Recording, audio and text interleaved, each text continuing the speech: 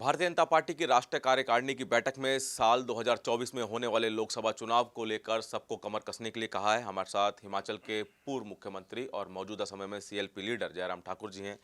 Sir, 2024 की तैयारी को लेकर कार्यकारिणी की बैठक हुई है, क्या क्या मूल मंत्र दिए गए, क्या कुछ रहा इस बैठक में? राष्ट्रीय कार्य राष्ट्रीय कार्यकारिणी की जो बैठक है ये सामान्य तौर पर राष्ट्रीय मुद्दों पर रहती है। पूरा देश भर के सारे जो महत्वपूर्ण इश्यूज होते हैं संगठन से संबंधित, सरकार से संबंधित, वो चर्चा होते हैं। और उसमें मुझे इस बात की खुशी है कि अब की बार राष्ट्रीय कार्य समिति की बैठक में एक बहुत महत्वपूर्ण निर्णय ये भी लिया गया कि भारतीय जनता पार्टी के राष्ट्रीय अध्यक्ष जी का कार्यकाल, श्री जगत प्रकाश नड्डा जी का कार्यकाल जून 2024 तक बढ़ाया गया। ये हमारे लिए खुशी की बात है, हिमाचल से है और हिमाचल की ओर से बहुत बधाई और शुभकामनाएं उनको, और आदरणीय प्रधानमंत्री जी का हृदय से आभार व्यक्त करता हूं।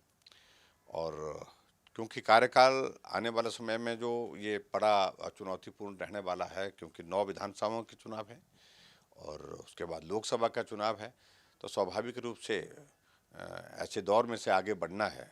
और मुझे पूरा भरोसा है जिस प्रकार से आदरणीय श्री जगत प्रकाश नड्डा जी ने अपना काम करते हुए, परिश्रम करते हुए परफॉर्म किया है, और निश्चित रूप से आने वाले समय में वो जीत का सिलसिला जारी रहेगा। सर, हिमाचल में हाल ही में विधानसभा चुनाव हुए हैं जिसमें कांग्रेस ने सरकार बनाने में कामयाबी ली।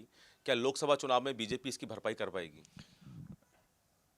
मैं तो समझता हूँ कि अभी हिमाचल प्रदेश में भले ही वो आ, सरकार बनाने में सफल हो गए, लेकिन अगर वोट शेयर का अगर आप अंतर देखें तो मामूली सा अंतर है, 0.9% का है, जो हिमाचल के इतिहास में सबसे कम अंतर आज तक का है। और जब लोकसभा के चुनाव अगर आप बात कर रहे हैं तो मैं समझता हूं कि जब लोकसभा का चुनाव आएगा तो तब तक के लिए परिस्थितियां बहुत अलग तरह की होंगी, और हिमाचल के लोग नरेंद्र मोदी जी को बहुत पसंद करते हैं, तो निश्चित रूप से चारों की चारों सीटों पर भारतीय जनता पार्टी जीतेगी। सर, कांग्रेस ने हिमाचल में ओपीएस लागू कर दिया है। हालांकि कई मुद्दों पर ये कहा कि पुरानी सरकार ने खजाना खाली कर दिया है, पुरानी सरकार ने कई गलत निर्णय लिए। क्या ऐसा कुछ हुआ कि हिमाचल का खजाना खाली है? देखिए, बिल्कुल इन सारी बातों का कोई अर्थ नहीं है, कोई खजाना खाली नहीं है। और हिमाचल प्रदेश में आर्थिक तंगी जरूर है, लेकिन ये हमारे कार्यकाल में हुई है ऐसा तो नहीं है। पूर्व की सरकार के दौरान भी इस तरह की परिस्थिति रही है। लेकिन मैं इतना ज़रूर कह रहा हूँ कि अगर ओपीएस को लागू करने के आधार पर उनका कहना है कि सरकार इस मुद्दे पर बनी है तो लागू करनी चाहिए। कहा तो ये था कि पहले दिन करेंगे, पहली कैबिनेट में करेंगे, लेकिन 1 महीने से ज़्यादा वक्त लग गया कैबिनेट करने में ही। लेकिन फिर भी कैबिनेट की है तो उसमें निर्णय क्या किया है? निर्णय कुछ नहीं है, घोषणा की है। अरे ये घोषणा तो आपने चुनाव से पहले भी की थी, चुनाव के बाद भी की, सरकार बनने के बाद भी की। लेकिन ओपीएस लागू करने का फॉर्मूला क्या है, ये स्पष्ट तो हो जाए। कब से आप ओपीएस लागू कर रहे हैं, कितने लोग इसमें कवर हो रहे हैं, उसकी फाइनेंशियल इम्प्लीकेशंस क्या है, बजट प्रोविजन उसके लिए क्या से सोचा है, और बहुत सारे प्रश्न हैं उस सारी चीज़ों को लेकर के जहां उनको बताने होंगे लोगों को। तो अभी ऐलान करके रखा है, ऐलान करने का कोई अभिप्राय नहीं है, मेरा कहने का मतलब यही है। और आने वाले समय में मालूम करेंगे हम किस प्रकार सर, से। एक सवाल और आखिरी सवाल कि अभी कैबिनेट में 3 नाम यानी कि 3 चेहरे और बचे हुए हैं, लेकिन ये माना जा रहा है कि हिमाचल में कांग्रेस की अंदरूनी कलह की वजह से ये 3 नाम अभी तक तय नहीं हो पा रहे हैं।